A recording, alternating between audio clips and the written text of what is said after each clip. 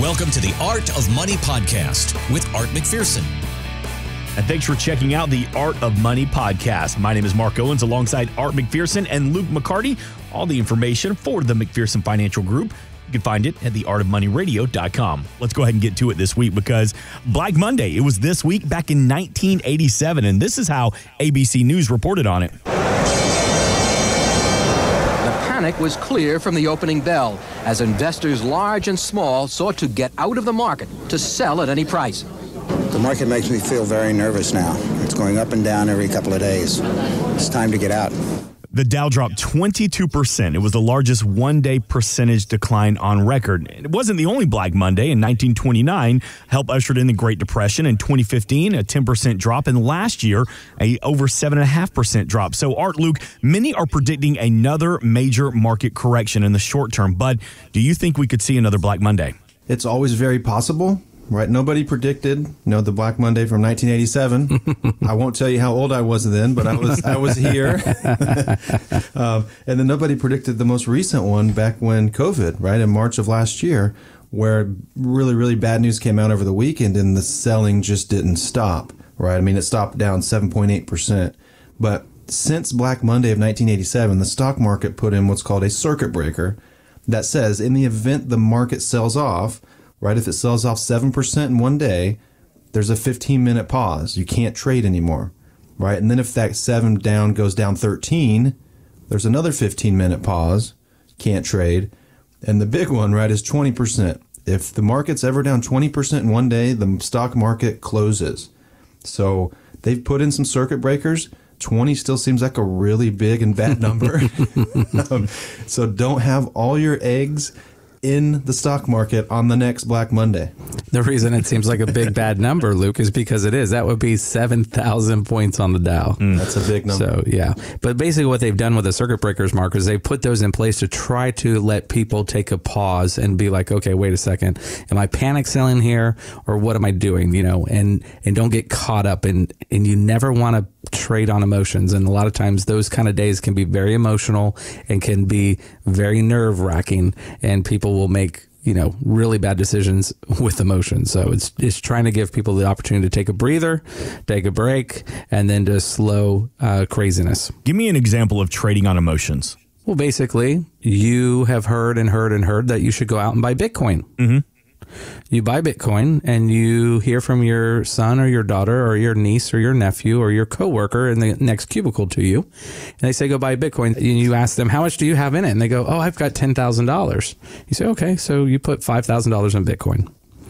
And then you look at it the first time and it's worth $4,300. And then the next day you look at it and it's worth $4,000. And the next day you look at it, it's worth $3,800. You're like, I'm done with this. This is not me. That's emotional buying because you bought it emotionally up front because you have no idea why you bought it other than somebody told you to buy it. Mm-hmm. And then you sold it when it was starting to lose money for you. And you had no idea why you were in it in the first place. So that's an example of buying emotionally. Yeah, another example that we see is, if you go back to 0809, right, in your 401k, you lost a bunch of money, more than likely, right? You probably lost some money in 0809 in the 401k. Well, if you made a change saying, gosh, I don't want to put any more of my paychecks into the market, and you stopped your contributions, right, you're not necessarily selling, you're just no longer buying. That can be an emotional play as well when you would really want to do the exact opposite, right? You want to increase your contributions in a time like that. So there's the buying and selling emotionally, there's the bad decision-making emotionally, and we as humans, when we think about money, right, when we lose money, it hurts. It hurts worse when we lose money than it feels good when we make money, if that makes sense, right? The market's up, you feel okay. If the market's down 5 or 10%, you feel bad, right? You feel worse than if the market was up on the opposite spectrum. Did I say that right? I don't know. I'm trying. Yeah, you did. It makes sense because you make money, you're like, yeah, that's what I'm supposed to do. But if you lose money, you're like, no, this isn't fair. Nobody wants to lose a penny. It's just the way it is. It's human nature. We love talking about our exploits. We love talking about how much we made. And if you talk to somebody next to you at work, guaranteed this, they will tell you, I bought this stock made 100%. I bought this stock made 1,000%. But they will never tell you the 8 stocks in between where they lost 700%. Right. It's just human nature. We just don't do that. We talk about our successes, not our failures. Nobody comes back from Vegas and says, yeah, I lost $9,000.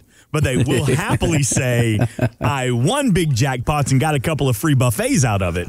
Correct. And I got a meal comp, I got a room comped and blah, blah, blah. Yeah, exactly. I spent so much money, they comped me. Exactly. Good job.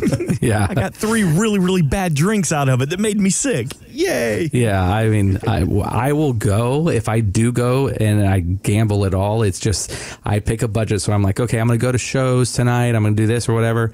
I would spend $200. So I say, okay, I'll go out with some friends and I'll spend $200. So I am not a gambler by any means, shape, or form. But I saw a guy in about 15 minutes lose $35,000. Oh, my goodness. Then he just signed another piece of paper. And then over the next half hour, lost another $15,000.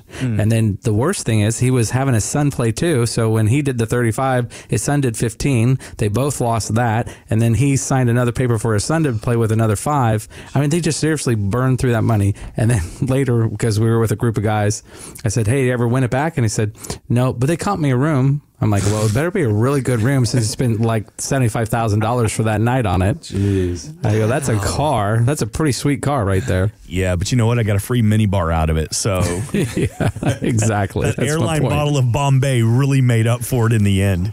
Right. Goodness. So gambling is not a great way to make money. So Luke and I never try to gamble with our clients' money either. We want to make sure we are consistent, good long-term, and we really, really protect against the volatility the market can really create and also uncertainty that comes about here and there and this panic selling and things that go on at times. We want to really try to avoid those negative events. 772-281-5223 to reach out to Art McPherson, Luke McCarty, and the entire team at the McPherson Financial Group. And this weekend, if you have that $500,000 in assets, well, Art is offering a complimentary comparison with no obligation to become a client. There's no fees attached, but it's just good for the next 5 callers this weekend. So give the team a call and set up that consultation. Again, it's a complimentary look at your retirement portfolio. It's 772-281-5223. There was a good story, and an Edward Jones age-wave poll found that about 70% of Americans are shouldering the burden of health care and financial support of aging parents or relatives.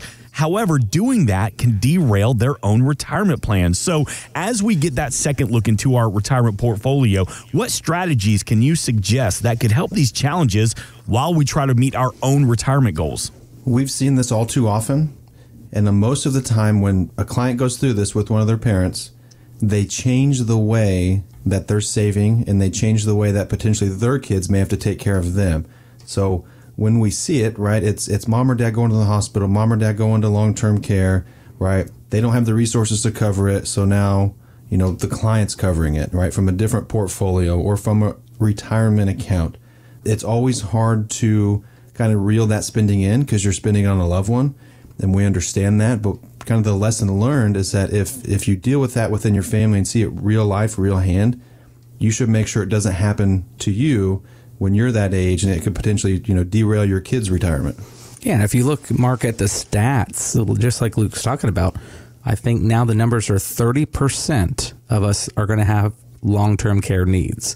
So it's getting higher and higher and higher as a percentage. So it's not something you can just say, oh, it's not going to happen to us, it's not going to happen to my family. No, there's a very high probability it will.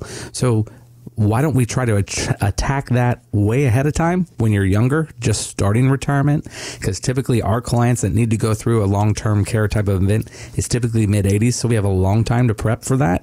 One thing that Luke and I always try to do is what is the lowest cost solution? How do we solve that problem for cents on the dollar? So if it's going to cost you $5,000 a month, $7,000 a month, $10,000 a month for long-term care, how can we solve that problem for $500 a month or an X amount of money that we reposition in the portfolio to cover that risk? There's ways to do it where you don't have to pay these crazy premiums forever, and you can do it where it fulfills the need, takes a risk off the table. Now we know we've accounted for it. Do you ever have a conversation with a client who has that just-in-case bucket? Because we talk about our buckets in retirement, that just-in-case, and say, look, there's a real chance that I may need to build an in-law suite for my parents or my mother-in-law, father-in-law. Do you get those conversations? We do, and more often than not, that just-in-case bucket is in cash. And if your just-in-case bucket was in cash this year, right, you're down, call it 5.9%, right, the cost of living adjustment for Social Security and, inflation. So if your just-in-case bucket, you're ultra rainy day fund, right? Your hurricane fund, right? Because you always need that rainy day fund in cash doing nothing, even though it stinks, right? Your emergency fund. Smells like your bathroom. Smells like your bathroom. Too soon, Art. Too soon.